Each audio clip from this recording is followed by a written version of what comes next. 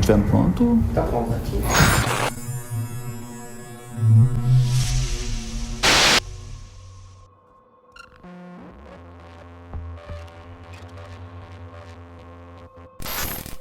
A good journalist finds new stories, they don't create them.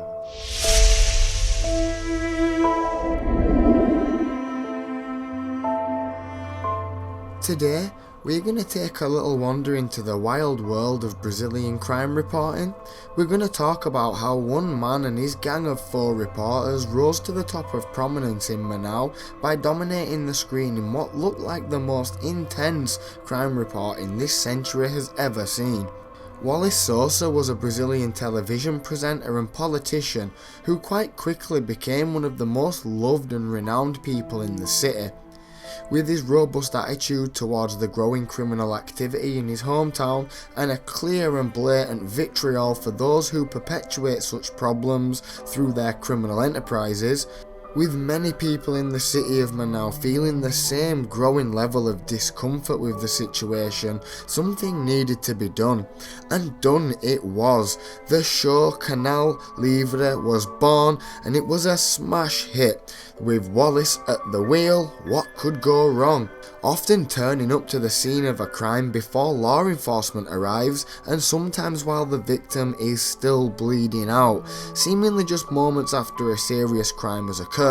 Were they just lucky? The right place at the right time? Some good intel maybe? They seemed to know a good bit about the crimes that they were reporting on, but were they just really good at their job? Could be. Well, stick around to find out, because today we are talking about Wallace Sosa, his band of merry reporters, and the Brazilian TV show Canal Livre. Chapter 1: Planting Seeds.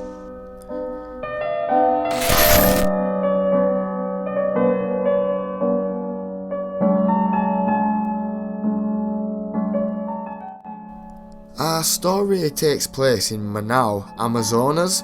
This is a state in Brazil located at the northwest part of the country, and it's the largest state by area and the biggest country subdivision in South America. Wallace Sosa is a native, born on the 12th of August 1958 to humble beginnings. He studied at university, obtaining a degree in business, and also studied human behaviour, but there's no mention of a degree for that. He married sometime in the 70s and went on to have 4 children with his wife. The kids will play a role a little bit later on in the story. But rather than pursuing business, he instead went for a career in law enforcement, becoming a police officer, but that didn't go to plan, and Wallace was fired after he was arrested for pension fraud and petrol theft in 1987, after being on the force only a few years really. Showing a propensity for crime even when he was paid to do the exact opposite is a real red flag if there ever was one. Wallace became a media personality after a career as a police officer that effectively ended in disgrace. He started Canal Livre in the 1990s on a local station in Manaus, the capital of Brazil's Amazonas state. It became extremely popular among the 1.7 million residents of Manaus before going off air sometimes in 2009 for reasons we will get into shortly. The show featured Wallace in a studio for the most part, reeling against the rampant crime in the state, punctuated with often exclusive footage of arrests, crime scenes and even drug seizures. It was a high-octane environment and people loved it. Manaus had a terrible gang problem underpinned by a thriving drug and trafficking market, so when the people saw that someone was taking the very real risk of documenting it for everyone to see, it was seen as something along the lines of taking a stance against it, and it was incredibly alluring for the people who lived in constant fear. Wallace and his compadres were not afraid to show the grim reality of the bloodshed that plagued the streets of Manaus, and the Canal Livre team had everyone on their side. Wallace became a very popular man, somewhat of a national treasure if you like. He seemed to have a real grasp on the inner workings of the underworld, and his resentment for the crime that was causing so much havoc in the city was very relatable for the people watching. It wasn't hard to see why people wanted to support him, but who is Wallace really? When you point the fingers at others, you better be sure you've got clean hands. Chapter 2. Reality is stranger than fiction.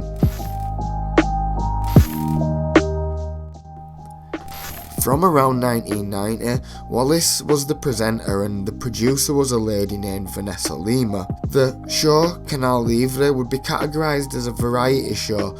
They featured music, got people in for interviews and tried to have a comedic touch, even having a segment dedicated to Muppets, acting out various things that apparently didn't age too well either. It is thought that Wallace had a great deal of creative control over the show, and especially over what people would call the main attraction. The detailed and often exclusive news features they did centred around the worst crimes in Manau. What the show realised is people really liked the crime reporting, and they always saw a huge spike in their ratings whenever they had a crime story featuring. These segments were often in-depth, with someone reporting from the scene of the crime, talking to locals and giving info to the general public about things like the gang activity that they otherwise wouldn't have known about. The show was unapologetic about its graphic content, and people appreciated that as it was things they live with every day. It was just nice to see the spotlight on something everyone collectively hated, and it was easy to rally behind. Over the next near 2 decades, Canal Livre and its team, led by Wallace, documented and broadcasted crime after crime, and the show seemed unstoppable. It became the most viewed show in Manau and was even nationally renowned as being the show that wasn't scared to show it all. Wallace was so well loved as the host of the programme, he became a celebrity and he was completely adored by his fans. They saw what he was doing as a form of activism, and he was somewhat of a vigilante. The show had incredible influence, and anyone that appeared on there, or even had their name spoken, was now known by the whole country. It was a powerful force that they had built up, and they were relentless. They were at crime scenes every other day, and by the 2000s, the news part had become a huge bit of the show. Wallace was so popular, he was elected as a member of the Legislative Assembly of Amazonas, and things were going really well for him and everyone else involved in the show. To the outside looking in, Wallace had a perfect life, and he had really risen to the top of his field and was recognised by his country in the best ways possible. Nothing could stop him, until it did. In 2009, everything came to a grinding halt, but not many people would have guessed the reason why.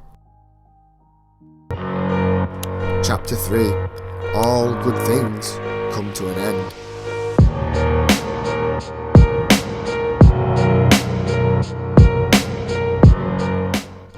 When I mentioned that the reporters of Canal Livre would often turn up at the crime scene before even the police and would do some recon in the area so they have some info to go with, the reports were detailed, some thought a little too detailed.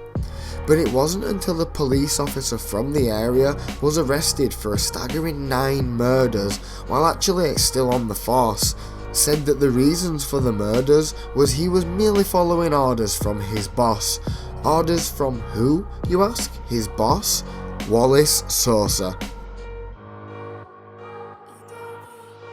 The beloved politician and TV host was severely implicated when the cop-turned-convict spilled the beans about everything. He told the police that he was told to carry out the murders because Wallace Sosa wanted to feature them on his TV show because it was getting him good ratings. When this statement was leaked to the press and aired to the country, Wallace of course categorically denied all the claims against him, saying that he has never seen or heard of the man before. And of course there's no way to prove it, right? It's not like there's a picture of the two of them together or something. Wait, what? There is?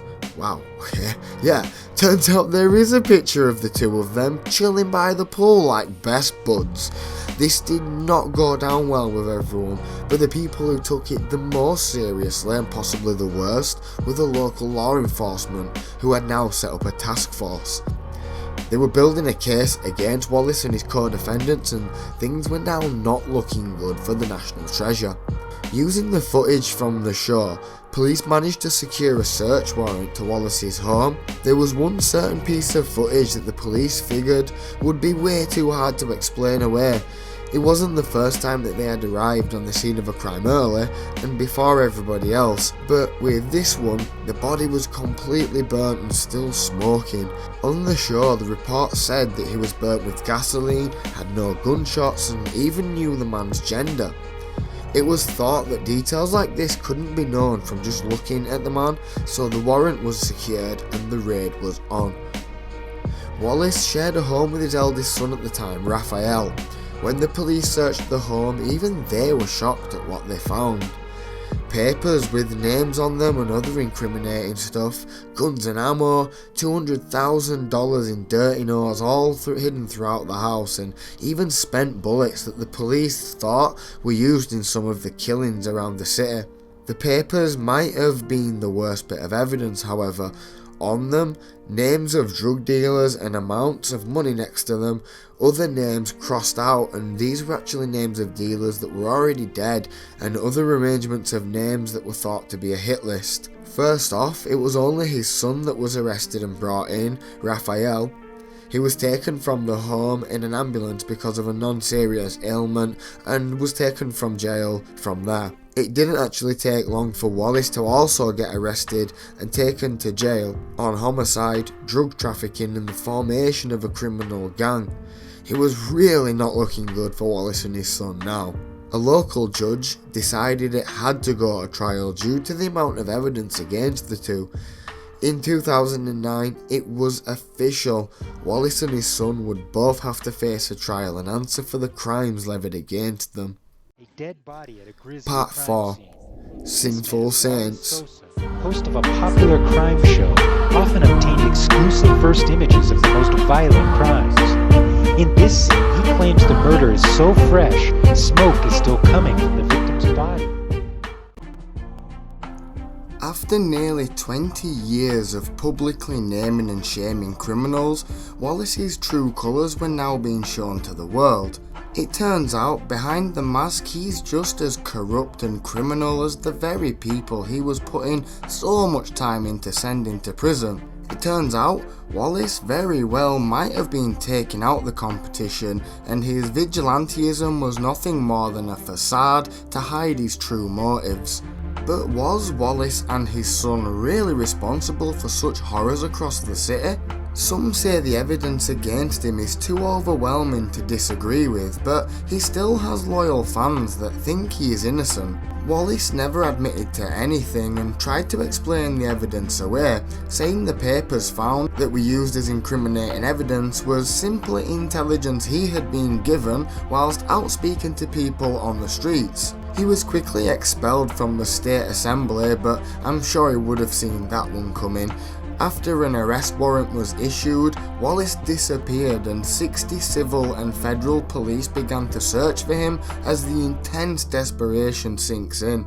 He will be going to jail, a place full of people that he was openly shaming for years. Roadblocks were mounted to try and stop him from leaving Manau, and a serious manhunt was underway, but he subsequently gave himself up to the police on October the 9th, 2009 without incident.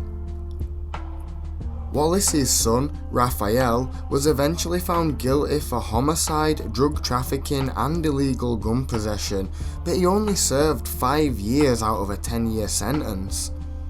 Wallace, on the other hand, was never actually sentenced and found guilty because he actually passed away on the 27th of July 2010 of a heart attack. Wallace suffered from a rare liver condition that only 1 in 1 million adults actually suffer from, and this was said to be the reason for his demise. A sad ending however you look at it. He either didn't live long enough to prove his innocence or died without ever having to face the music. He is however survived by his 4 children, one of which has actually continued the Canal Livre programme, taking his father's place as the presenter. That went back on air in 2020, 10 years after the last episode with Wallace at its head. But that's where the story ends. Canal Livre of the 90s and 2000s is over, but the show does continue, albeit a little sanitised. This was the story of Wallace Sosa, the Brazilian TV presenter and politician that over a 20-year period terrorised the city of Manaus while everyone thought he was doing the exact opposite.